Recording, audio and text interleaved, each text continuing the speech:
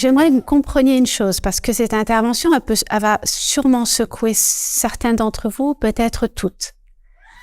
Mon intention n'est pas du tout de blesser ou de culpabiliser ou de faire mal. Mon intention, c'est que vous puissiez prendre conscience de l'importance du rôle de parent en tant que croyant et de la responsabilité de la mission que nous avons en tant que parents. Alors,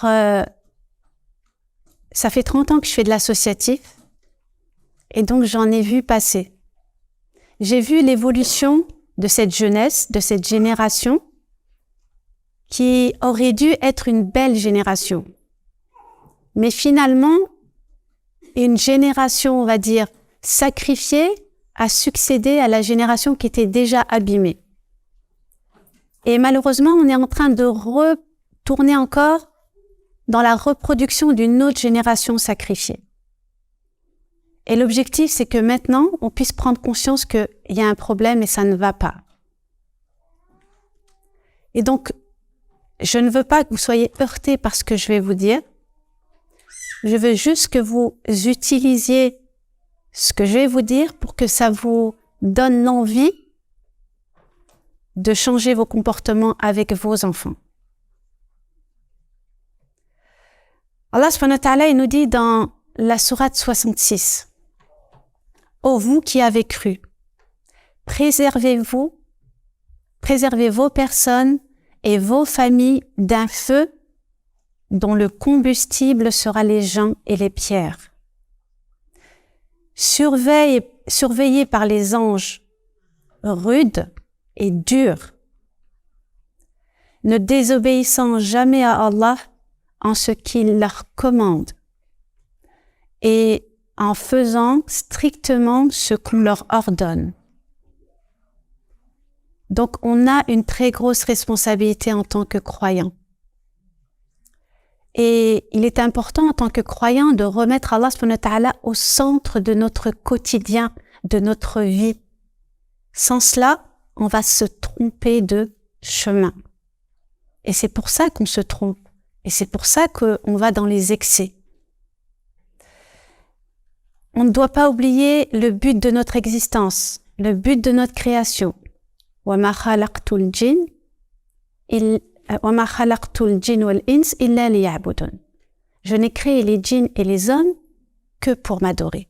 Donc l'objectif de notre création, c'est d'adorer Allah subhanahu wa ta'ala comme lui nous le demande. Et il y a des règles à respecter. Et je crois qu'on n'est pas du tout dans cette obéissance. Et pourtant Allah subhanahu wa ta'ala, il a dit, vous êtes la meilleure communauté suscitée aux hommes parce que vous ordonnez le bien et vous condamnez le mal. Est-ce que vous pensez que nous sommes la meilleure des communautés? Voilà. Nous sommes loin d'être la meilleure des communautés. Parce que nous sommes éloignés d'Allah subhanahu wa ta'ala. On s'est contenté des prières, du jeûne, de faire des sadaqas pour avoir bonne conscience, et c'est tout.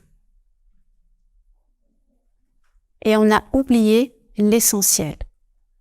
L'essentiel, c'est d'adorer sincèrement et purement Allah subhanahu wa ta'ala.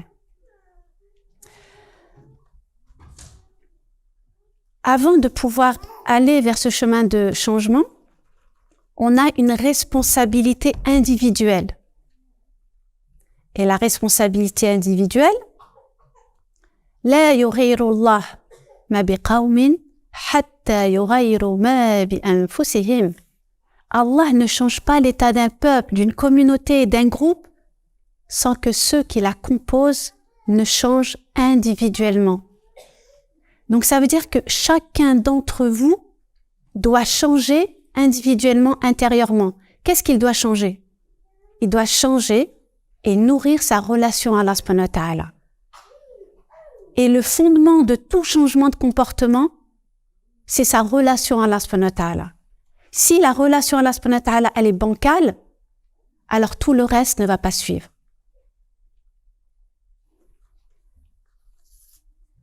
Le prophète, alayhi salatu wassalam, il nous dit que chaque enfant vient au monde avec la fitra, cette prédisposition à croire en Allah.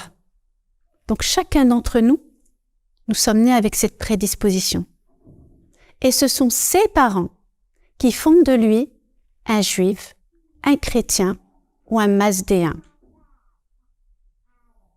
Ça veut dire que chacun d'entre vous, parents, maman et papa qui ne sont pas là, bien sûr, pour écouter, chacun d'entre vous avait cette responsabilité de l'orientation de vos enfants.